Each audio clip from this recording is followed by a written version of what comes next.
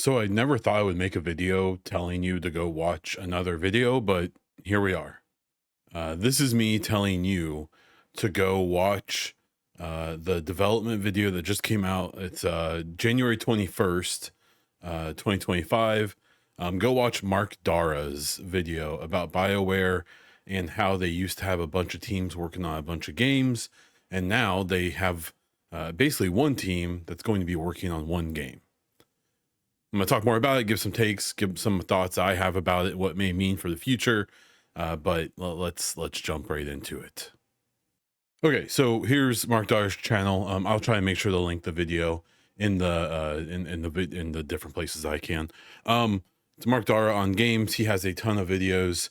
I'm gonna say some of them are good, some of them are maybe not so interesting, at least not for kind of the regular non-game dev folks like myself.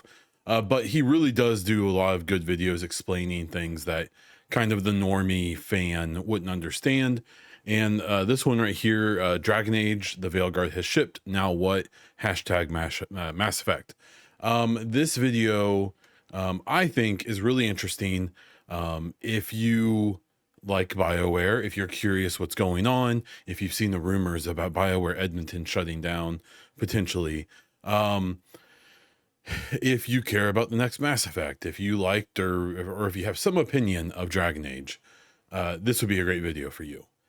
Honestly, though, even if you don't care about BioWare or Mass Effect or Dragon Age, if you are just curious about game development and especially how the games industry has changed in the last 20-ish years, this is also a really good video because it explains what has happened to a lot of publishers and a lot of studios who have either made it or haven't, and the big difference between making games 20 years ago, 10 years ago, to today.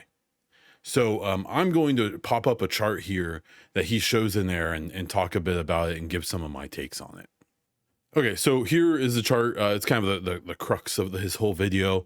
And what this is it's a timeline of going back to 1995 from the earliest days of BioWare, before they got purchased the first time, and then before they got purchased by EA, and then a few other events here. So what you're looking at is, and you should be able to hopefully see my mouse a little bit, is on the left and right, you can see the years. In his video, I will obviously let him dive into this.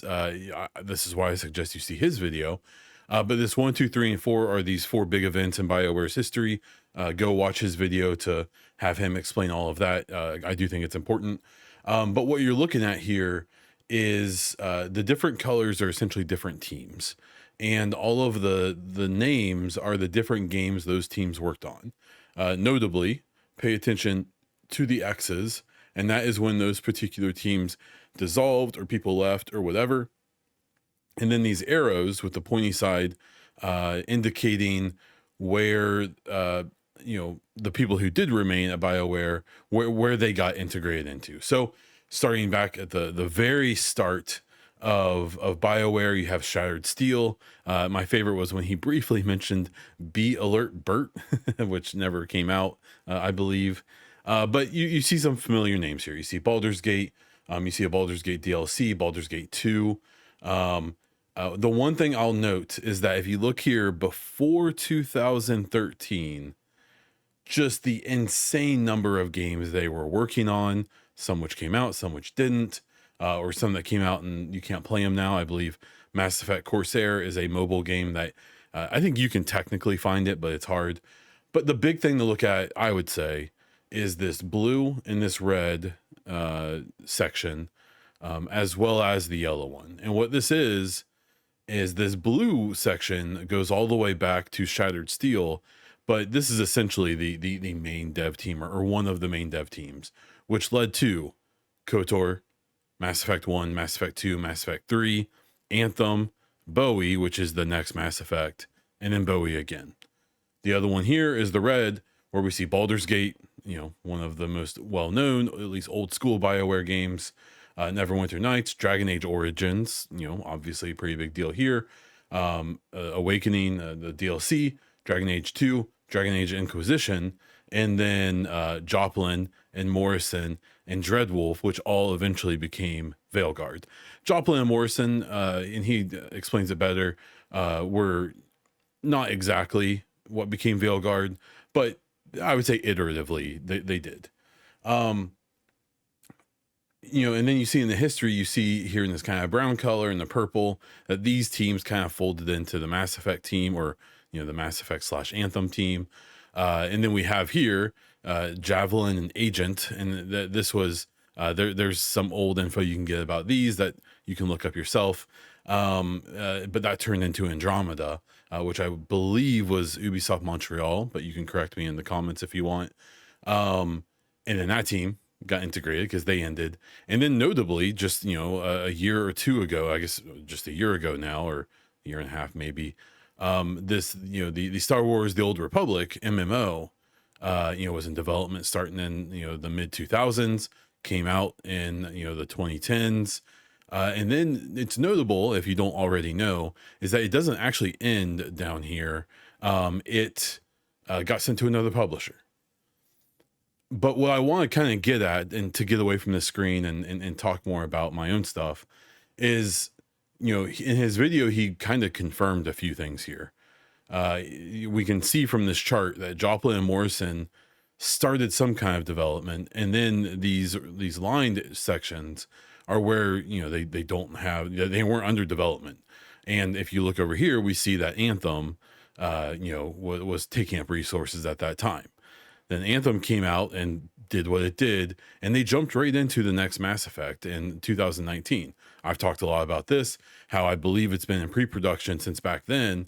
But what's interesting is that around the same time in 2020, we see Dreadwolf pop back up, and then we see Bowie get the lines, which means that in the 2021-ish area, and he says it in his videos, about 15 months, no one was working on Mass Effect at all. That means Mike Gamble, Mary DeMarley, Ash Parrish, everyone, it was all hands deck over onto Veilguard, which shipped in 2024. And he has it down here in 2025 because he believes there's still some people maybe doing some bug fixing and things like that. But now Bowie starts back up in 2020. I assume it's supposed to be 2024. And that's going to be the main thing now. And that's why he has the arrow here going to Bowie. Now, to me, there's a few things that were interesting in his video. Again, I highly encourage you to watch it. He's much better at explaining all this stuff. He goes into way more depth, and he deserves the view. It's a great video. What was interesting to me is that if you remember, I guess it was in 2023, I had N7 Legend on for one of my post N7 day podcast. And he said that he had spoke to someone in the know, face to face, I believe, that told him that there's like no one working on Mass Effect. And I even remember at the time, I was like, oh, whatever. I'm sure there's still a small team working on it. While maybe some of the people have gone over to help Veilguard.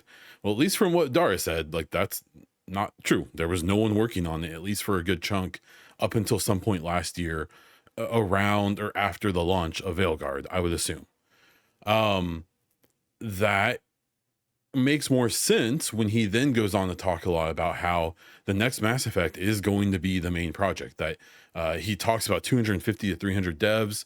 That's a higher number than I believe was speculated by, I want to say Jeff Grubb or some other people a couple years ago, who seemed to think that BioWare had been pared down to maybe only 100 or so devs. I'm probably paraphrasing there. So I thought that was interesting that he kind of tacitly said that. And then also one of the really interesting things I thought was how he talked about how something I've talked about.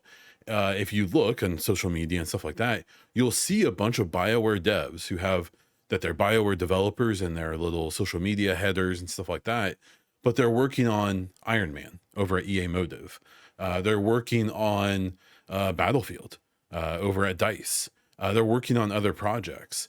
And what he was talking about is that one of the challenges BioWare has with going from a studio that used to be working on 5, 6, 7 projects at once down to one is that when one project ends, like Veilguard, they used to have, 4 or 5 more games that they could throw devs on until whatever game was going to come out next took the priority. And they don't have that anymore because, as he said multiple times in the video, Mass Effect isn't ready for full production yet. I can confirm that by people I've talked to, developers at BioWare that I've had direct communication with, that they aren't working on Mass Effect yet. Now, that information is now a couple months old for me, so I don't know if it's current yet. And I have noticed more developers on social media changing their things to at BioWare working on Mass Effect. So maybe they're starting to move over to that project. But what he was saying, and one of the interesting things I didn't know, is that these people who are working on Iron Man or working at Battlefield, they could just stay. Like there's probably some ownership of their time from BioWare for them to say, hey, like you gotta come back. We're ready to do Mass Effect. But that there may be some obligation for those people to maybe not be able to immediately come back because, he was saying that basically the people who do maybe like the lowest tier stuff can kind of just leave. Like even if they haven't finished whatever thing they're making or doing, they can get it to a point where someone else can take it over. But he was talking a lot about how if there's anyone in higher levels of responsibility who are, responsible for fairly important or big parts of Iron Man or Battlefield, they may be stuck there until those games launch, or at least until they get to a point where someone else can take over what those people are doing, but that may not be super fluid. Now, he seemed pretty confident that that's not going to be a problem. And he even went on a big talk. And again, I suggest you check it out yourself about how, in theory, this could be a really good thing for EA in general, as a publisher, to be able to kind of fluidly move around devs from one studio to another, even just for temporary times, to help games get out more efficiently and things like that. The final thing I'll say is that, just from my own personal take, this isn't from anything he said directly, but I will say just the general vibe of the video definitely wasn't some of the doom and gloom I feel like I've seen from, some of the rumors about, BioWare, Edmonton possibly shutting down, Corinne leaving from the Dragon Age team, things like that.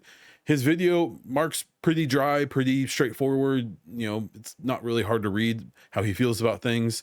This video didn't come off as like, oh no, BioWare's in trouble. It, in my opinion, and I'm definitely biased, came off as pretty positive and a good thing. I think the biggest thing that, at least in my brain, this Mass Effect game will be the first game that will essentially, from full production to release, will be their first game maybe ever where that's been the only game they're working on that entire time. And I think that means a few things. I think that means that it's going to come together faster than any other game they've probably ever made, even The Veilguard, which in theory came together between 2020 and when it released in 2024.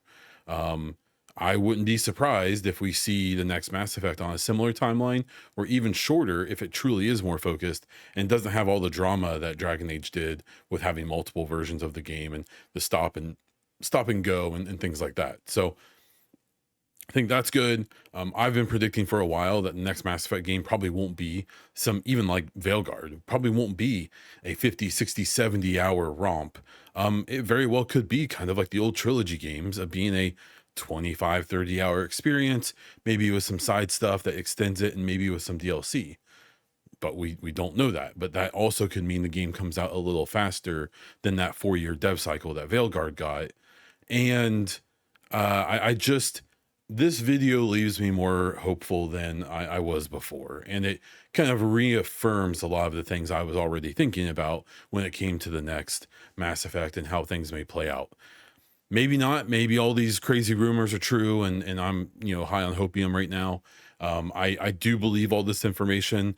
I think that people need to realize that video is probably the most transparency we're gonna get into BioWare for a while, because Mark Darrah just ended his contract helping them with Veilguard, and he was there for a while. And I don't feel like he really pulled any punches here, and he was pretty matter of fact about a lot of these things. And this is borderline, kind of transparency, like what we see from CDPR, the Cyberpunk and Witcher developer, where they straight up tell us, every few months how many people are working on each of the projects they have. Obviously we didn't get player numbers, and this isn't coming from BioWare. But if you've wanted some insight into what's going on over there, I think this is probably the best we're going to have for a while. And I think it should be looked at pretty positively, but that's just my take. Let me know what your take is down in the comments. I'm curious to what you think about all of this. Again, please, please, please, please go watch his video. It's extremely good. Even if you're not a BioWare fan, you don't care about that stuff. It's a good insight into what's going on in the game industry right now, at least in my opinion. So please check it out. If you like this video, please subscribe to my channel. I'll be covering all things Mass Effect and BioWare and so on, as well as lots of other gaming news subjects. If you would, please hit the thumbs up button. It helps more people see the video. And if you really, really, really want to help me out and support what I do, consider becoming a YouTube member. You get videos like this a couple days, sometimes more, a bit early to check them out and start that conversation. You also get a few other perks that you can check out. So consider that. You can see all of my other content and the other ways that you can support what I do in the description of the video and all the links down there. That is all I have for this one. So until next time.